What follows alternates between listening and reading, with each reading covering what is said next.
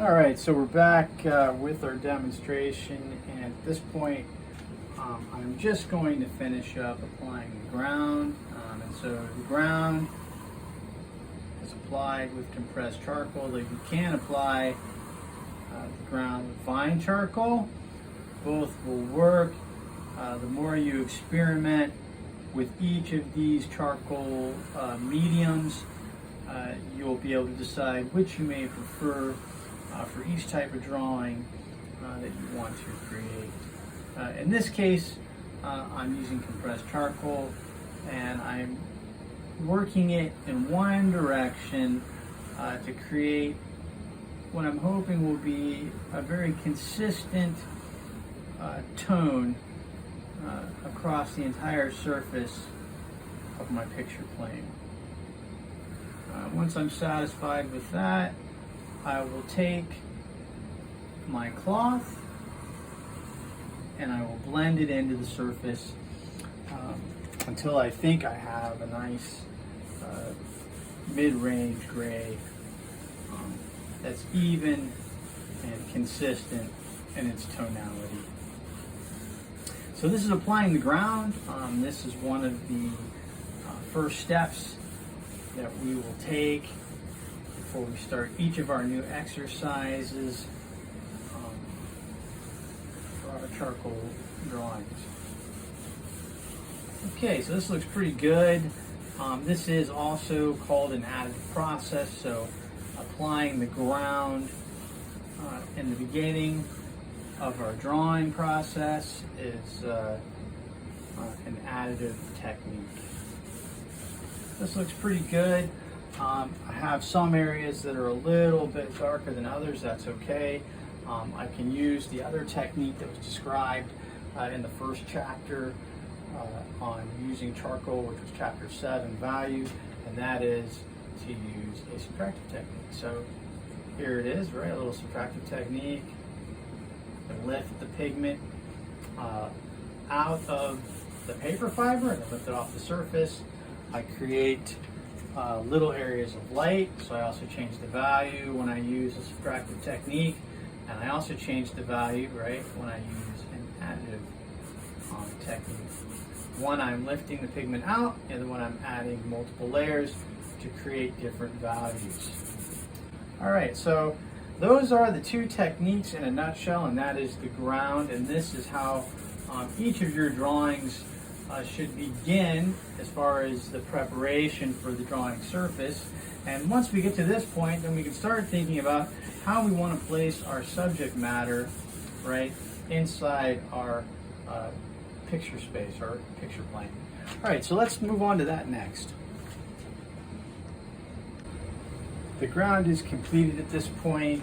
I've used compressed charcoal and created a nice consistent value for my ground.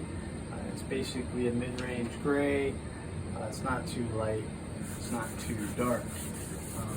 Now that I have my ground, the next thing I need to do is decide what kind of elements I want to put into my picture plane.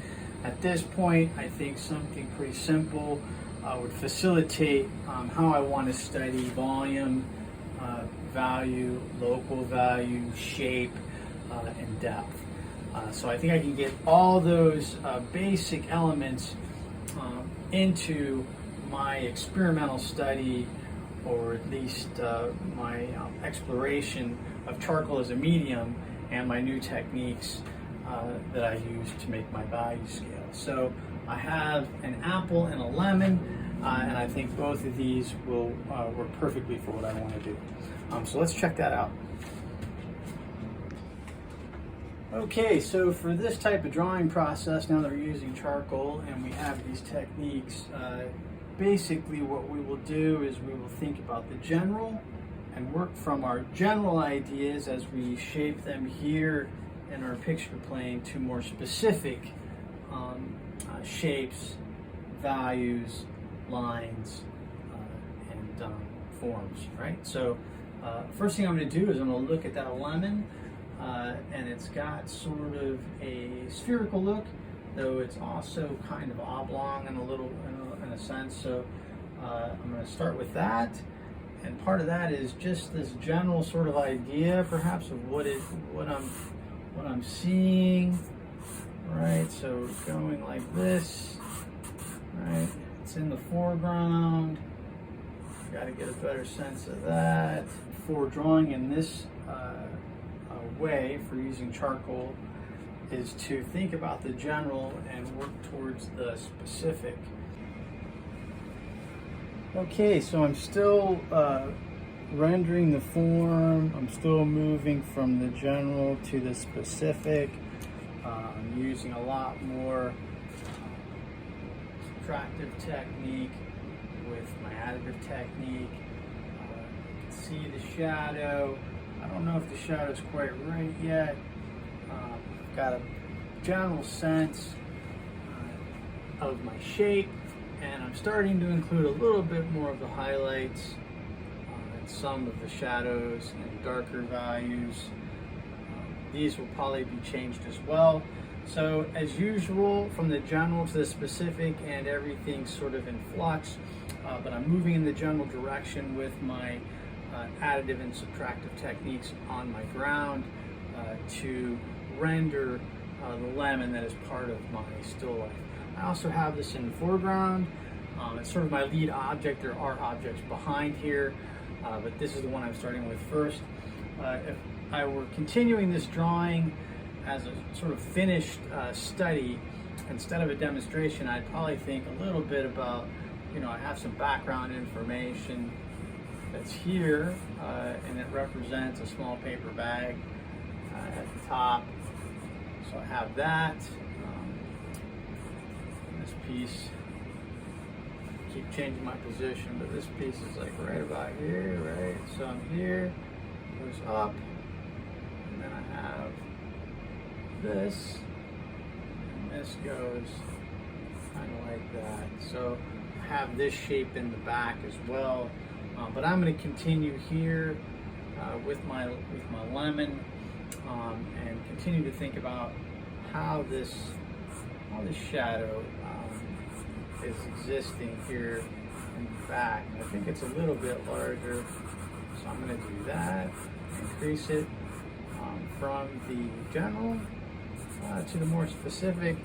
So sometimes when you make a mark or an indication, that may be a reminder to tell you, hey, I was thinking about this area, maybe I need to go back, maybe I need to add some more, or it's not quite right, so I need to take out some of the material that I've added. So it's always a reductive and sort of additive process as you sort of sculpt out the form and try to get it to look like the one that you're using for your model. So we're still working on this. I like this. I think I have the right shape here. So I'm going to just go ahead and blend that a little bit more, and then maybe take out a little bit so I get a better sense of what I'm seeing next to my shadow. So go there. It's a little bit lighter, so I'm going to kind of go back and forth over that real quick. Sort of lift that out. That angle's a little hard, so I don't really think that's present.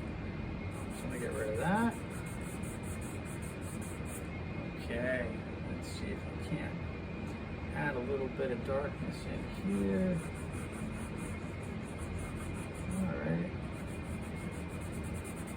That.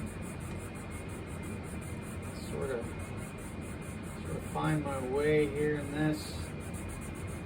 Alright. I have my cloth,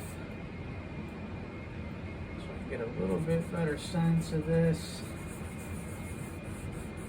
Okay.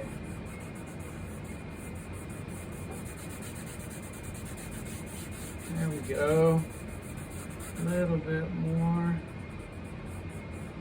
And there's not too much that goes quickly, I think, when we work in this sort of back and forth way. Of course, the more you draw, the quicker your own drawings will go for some of the subject matter that you choose. But a lot of drawings, I think, are always investigations